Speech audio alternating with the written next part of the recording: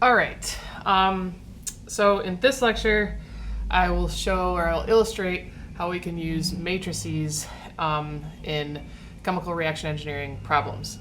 So this is particularly useful when we think about multiple reactions because it kind of automates some of the stoichiometry aspects. So when we've been thinking about stoichiometry, we've been mainly using the formula of relative rates from Fogler. The matrix approach is used in other textbooks. One of those is, for example, the Rowling and Eckert textbook, which I have linked here. So in this lecture, we're going to do 4 total things. I'm going to do 2 of them in this video, and then I'm going to do the other 2 in subsequent videos. Specifically, what I'm going to do in this video, we're going to write the chemical reactions in matrix form. This is going to help us develop the stoichiometry matrix, and then we're going to use that matrix to write net rates of systems, or the net rates of species in systems where there are multiple reactions. You can certainly use the stoichiometry matrix to write the rate of reaction for the different species, even if there's a single reaction, but it maybe becomes even more useful in systems of multiple reactions because there's more accounting to do. Okay, so topic 1 is going to be to develop the stoichiometry matrix. So essentially, this is the practice of writing a chemical reaction as a mathematical equation and setting it equal to 0. So if we consider, for example, the nitric oxide oxidation reaction, 2NO plus O2 goes to 2NO2. That happens to be a reaction that I studied in my PhD, which is why I use it a lot as an example. We can write it instead of a chemical equation. So here we have it written as a chemical equation with an arrow. We can instead write it as a mathematical equation by saying 2NO plus O2 equals 2NO2. Now, if we go and set this equal to 0, what I want to do is I'm going to kind of keep an order of things here. So I want to keep the order of species be NO, O2, and then NO2. But the other thing I want to do is I want to think about what the stoichiometric, or the signs on the stoichiometric coefficient should be. And I'm going to apply the same rule as I've been applying, which is that for reactants they're going to be negative and for products they're going to be positive. So I'm going to say 0 is equal to negative 2NO minus O2 plus 2NO2. So the order of species, I'm keeping that way for my own mental organization. However, they don't have to be in that order. It's just what I'm going to do. But it is important to make sure that the reactants have negative stoichiometric coefficients and the products have positive ones. Okay, so now we have our chemical reaction written in mathematical form. We can recover this linear equation using matrices. To do this, first we're going to write the stoichiometry matrix. I'm going to denote that with the lowercase Greek letter nu, which is the same way we've been denoting it up until this point. This is going to be a row vector, a single row vector with 3 entries. 1 for NO, 1 for O2, and 1 for NO2. I can then couple this with a species matrix. The species matrix is going to be a column matrix, and I'm going to denote it A. We could denote it whatever we want, but we're used to kind of thinking about species A. So now I'm going to have a species matrix A, where A is going to have 3 components, A1, A2, and A3, which we're going to denote NO, O2, and NO2. So I can say A is going to be NO, O2, and NO2. A is the species matrix. In this case, our elements are NO, O2, and NO2. Again, we can put them in whatever order we want, but we have to be consistent. So whatever order they are in the species matrix must also be in the stoichiometric matrix. And the way we've written this, nu is the stoichiometric matrix Note that the stoichiometric coefficients of reactants are negative and stoichiometric coefficients of products are positive. And then if we want to write the chemical reaction in matrix form, we can simply multiply these things and set it equal to 0. So that's how we can write a chemical reaction using the stoichiometric matrix. We can also write other quantities as well. For example, we can use the stoichiometric matrix to write the heat of reaction. If we, to do this, we would develop a matrix for heats of formation.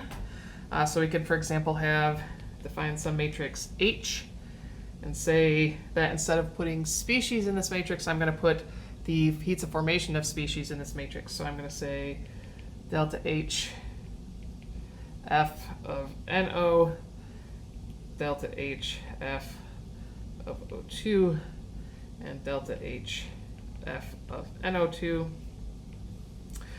where I can look these quantities up.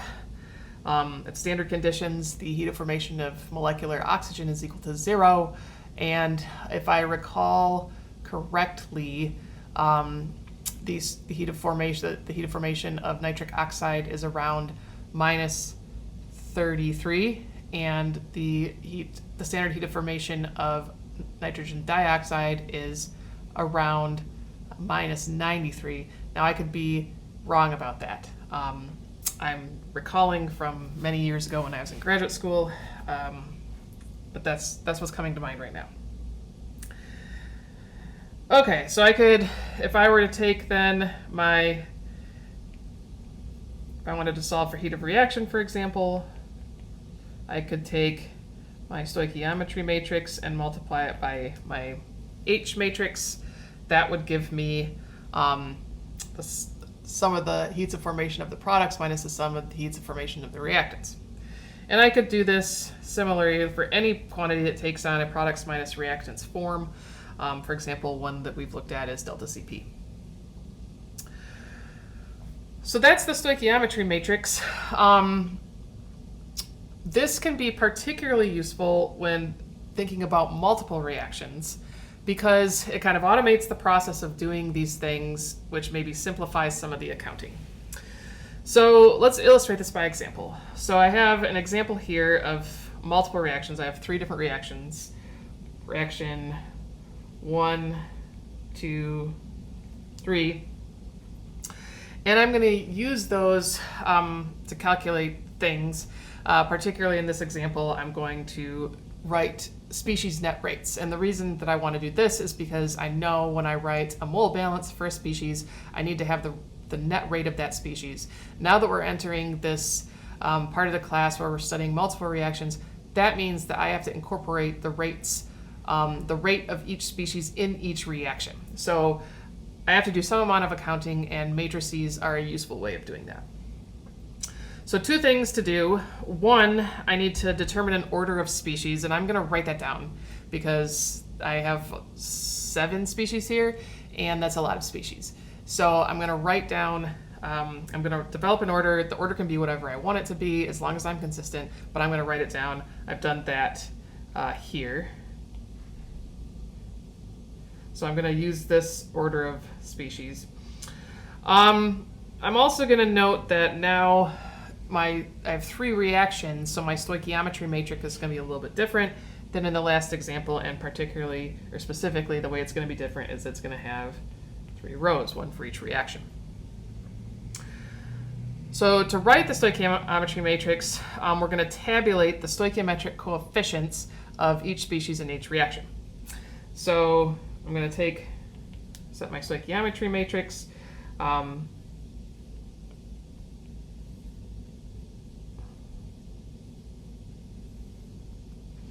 And I didn't leave myself enough room, so just a second.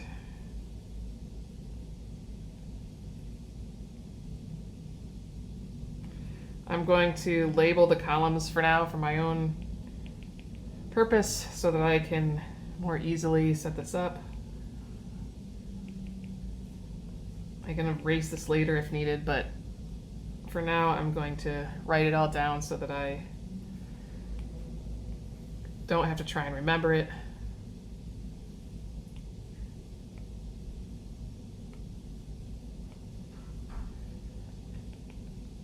And apparently 1, 2, 3, 4, 5, 6, 7. Okay, I'm missing a species. Oh, that's because I double counted. Okay, so there's really only 6 species here.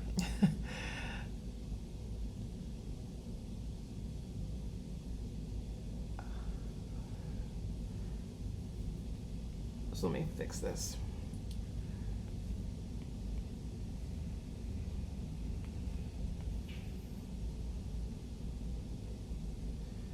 Okay, so now what I want to do is tabulate the stoichiometric coefficients in each reaction.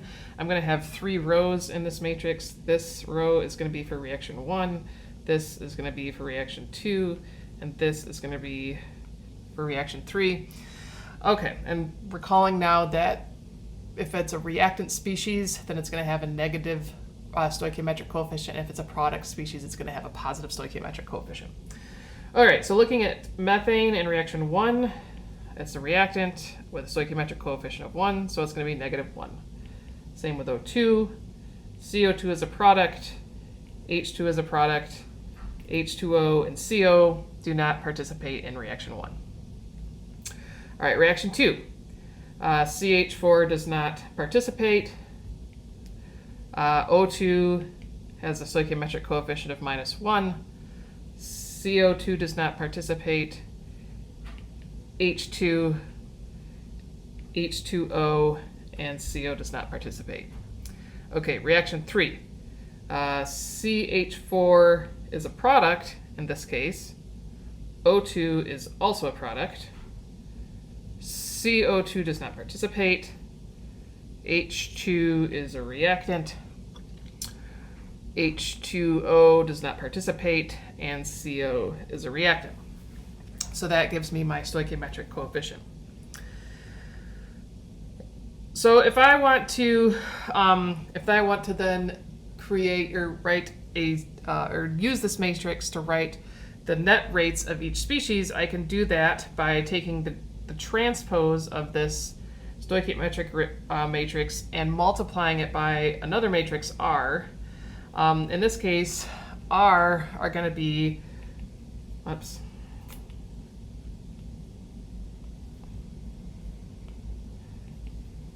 the rates of reactions 1, 2, and 3. So I could say, for example, then that R equals R1, R2, R3. Now note that when I'm saying that, I'm not defining R against any species. So when I define R here, it is literally the number of reaction events that occur per volume per time. So that's a little bit confusing. Typically we are used to getting or being told or having reaction rates specified with respect to some species. So if we do that, then we know, okay, if we're thinking moles per volume per time, I know what the moles are of their moles of species, whatever. So the way to deal with that, so if we're given reaction rates in terms of some species, is to make an adjustment to the stoichiometry, and that's going to give us a way to take the stoichiometry matrix and along with this matrix of rates and use it to calculate net rates for species. All right, I'm not sure that I explained that well, so let me illustrate it with an example. So I have this an example here with several different reactions, this example right here. So I've written these all as elementary reactions. We have reaction 1, and its rate is given with respect to species A. We know this because the rate and the rate constant are defined with respect to species A. So I have this here is telling me that these are defined with respect to species A. I have a second reaction also defined with respect to species A, and then my third reaction is defined with respect to species C. So if I want to use now my stoichiometry matrix to write the net rates of production of these things, what I'm going to need to do is scale the stoichiometry of each reaction such that the species that the rate is in terms of, has a stoichiometric coefficient of either +1 if it's a product or -1 if it's a reactant. Okay, so let's rewrite these reactions then. Maybe it'll be easier to illustrate this by example. So reaction 1, the rate is in all right, so we have reaction 1 is the rate is written in terms of species A. So we want the stoichiometric coefficient on species A to be 1. It already is. So reaction 1 is good. So we're going to just rewrite that exactly the way it is, along with the rate. All right, reaction 2. Reaction 2 is also, the rate is given to us also in terms of species A. Now, in this case, species A has a stoichiometric coefficient of 2. Because of that, we got to divide the stoichiometric coefficients of all species by 2, so that the stoichiometric coefficient on species A is 1. So that's going to give me 3/2 C plus A goes to 1/2 D, and the rate is going to remain the same. Notice that I did not change the powers on the concentrations in the rate law. Just the chemistry remains the same, despite the fact that I normalized the stoichiometry differently. So I can write the stoichiometry in whatever way is convenient for me. I can multiply it by something, I can divide it by something, and as long as my mass balances or my elements balance, it's all right. That doesn't change the rate law. So as I'm doing all these things, that doesn't mean that I'm changing the chemistry. The chemistry is what the chemistry is. I don't have the power to change that. So the rate law stays the same. All right, reaction 3. This is in terms of C. The stoichiometric coefficient on C is 3, so I'm going to divide everything by 3. That's going to give me 1/3 of B plus C goes to 1/3 E. And then my rate law is going to remain the same. Okay. All right, so now I'm going to get my production rates by writing the transpose of the stoichiometric coefficient times the rate matrix. So first, let's write out the stoichiometric matrix. So it's going to be A, B, C, D, E. And those, again, are labels for my own purposes.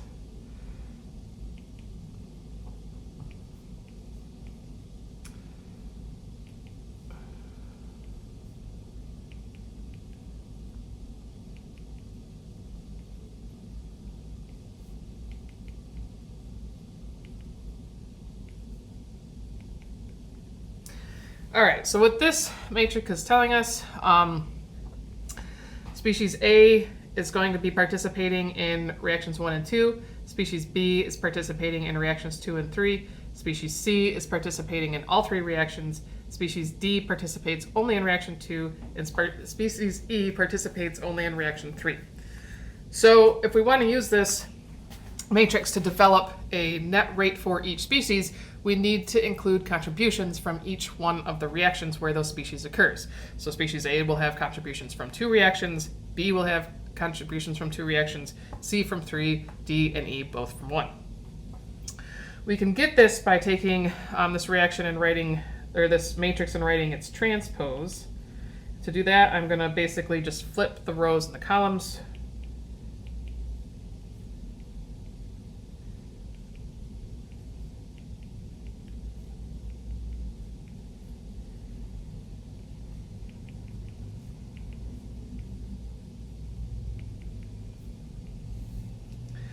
I then am going to write my rate matrix.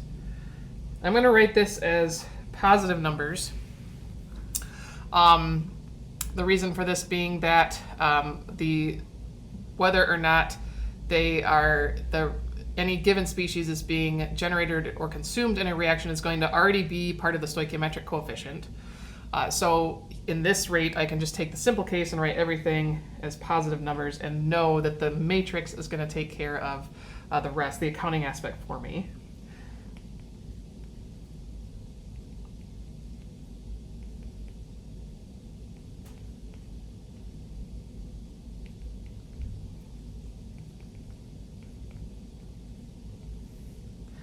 All right.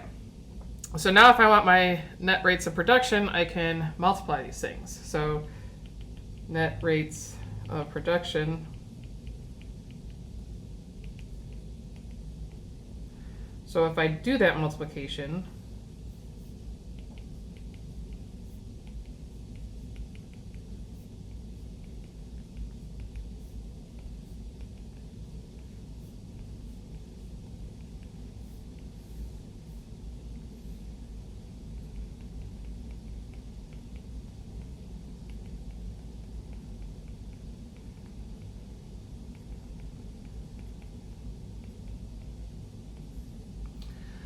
I'm going to take basically row by column. Well, yeah, I think I'm not going to write it as a matrix because it's going to become too messy. So I'm just going to kind of write it down here. I'll say RA net is going to be equal. So I'm going to take this row and this column, and that's going to give me my net rate of A. That's going to be negative K1A CACB squared minus K2A CA squared CC cubed. Then I can continue on and do the same thing for A, B, C, or B, C, D, and E.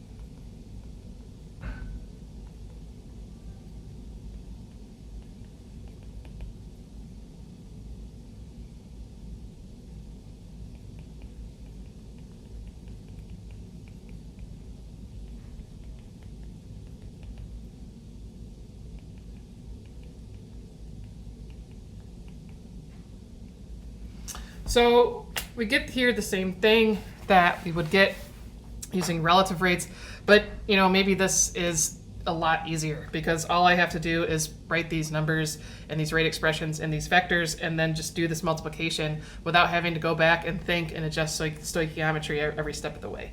So we're essentially doing the same thing, but we've created an automation process that makes doing it maybe a little easier and probably less error prone.